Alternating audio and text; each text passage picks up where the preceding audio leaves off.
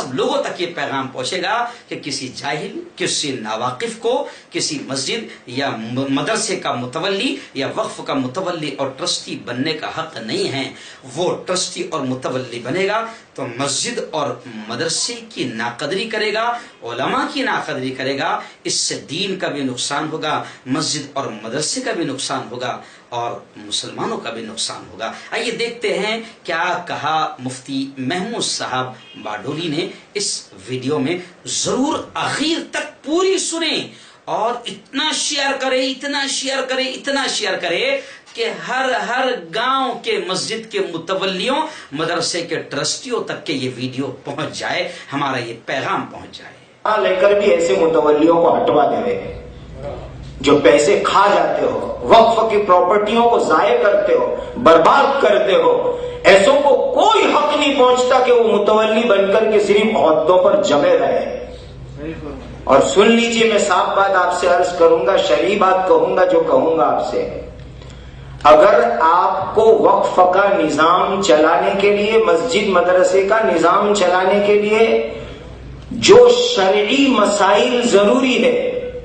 اور جو اس وقت کے گورنمنٹ کے قانون ہے وقف کے، اس کی جانکاری نہیں ہے اور آپ اس کے لائق نہیں کہ آپ اس کی جانکاری لے لیں، تو بالکل جائز نہیں کہ آپ متولی کے عہدے پر چمٹ کے رہے، رات ہونے سے پہلے، سورج ڈوبنے سے پہلے استعفا دے دے اور الگ ہو جائے ہو۔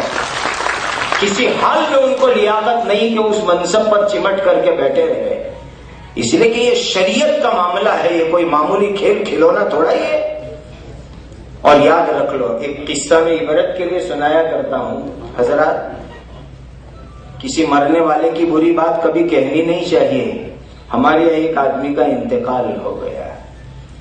اللہ ہم سب کو بری موت سے حفاظت میں رکھے۔ انتقال کے بعد اس کے پورے بدن کے اوپر کالا پن آ گیا ہے، انتقال ہوتے ہی اس کا بدن کالا ہو گیا ہے اور بدن کے اوپر ڈراؤنی چیزیں پھوڑی پھنسی جیسی نکلنے لگی۔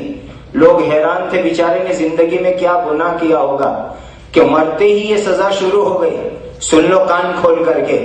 اس کے بڑے بیٹے کو پوچھا گیا کہ آپ کے ابا جان سے ایسا کون سا گناہ ہوا تھا؟ تو اس کے بیٹے نے کہا کہ میرے ابا جان کا ایک گناہ ایسا ہے جس کے بارے میں مجھے یقین ہے کہ اس کی وجہ سے مرتے ہی میرے باپ کو عبرتناک سزا ہوئی ہے، اور وہ گناہ یہ کہ میرے ابا مسجد مدرسے کے متولی رہے اور پیسوں کے بارے میں انہوں نے کبھی احتیاط سے کام نہیں لیا۔ مسجد مدرسوں کے پیسے جیب میں لے کر آئے اور گھر کا کوئی سامان خریدنے کی ضرورت پڑی تو ایسا بھی ہو جاتا تھا کہ اسی پیسے میں سے گھر کا سامان آ جاتا تھا۔ کہ یہ جو حرام کا مسجد کا مدرسوں کا مال کھایا، مجھے یقین ہے کہ اس کی وجہ سے مرتے ہی میرے باپ کو یہ سزا عبرتناک شروع ہوئی ہے۔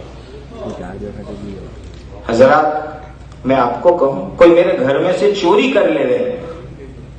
مجھ سے آ کر معافی مانگ لے رہے، میں معاف کر دوں گا،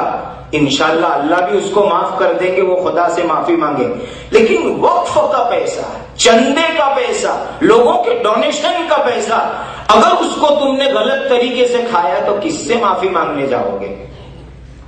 پوری قوم سے کیسے معافی مانگو گے؟ اس کی معافی کی کیا شکل ہوگی؟ اسی لیے وقف کی پراپرٹی، وقف کا چندہ اور اس کی انکم کو ضائع اور برباد کرنے سے اپنے آپ کو بچاؤ، ورنہ دنیا میں رسوائی ہے، آخرت میں خطرناک سزا ہے۔ اور میں آپ سے آگے کہوں کہ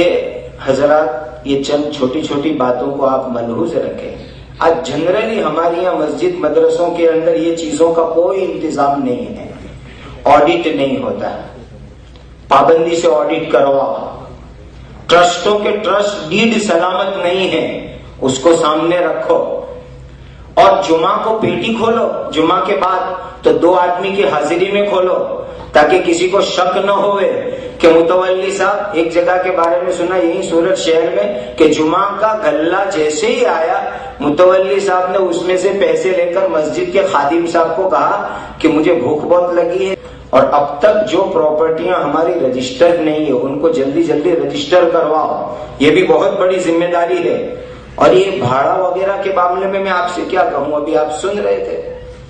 آج کتنے مدرسے مسجد ایسی ہے کہ اس کے کھیت لوگوں نے گھڑوت پر لیے ہیں، کھیڑنے کے لیے لیے ہیں، کھیتی کے لیے لیے ہیں، برسہاں برس کی گھڑوت مسجد مدرسے نے جمع نہیں کروائی،